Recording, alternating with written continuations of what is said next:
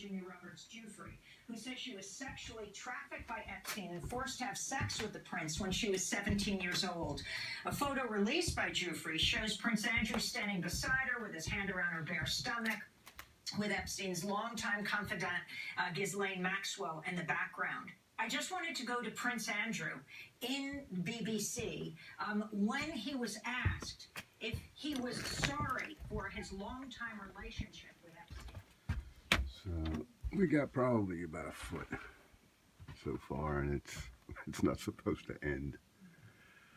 So here we go. The party is over.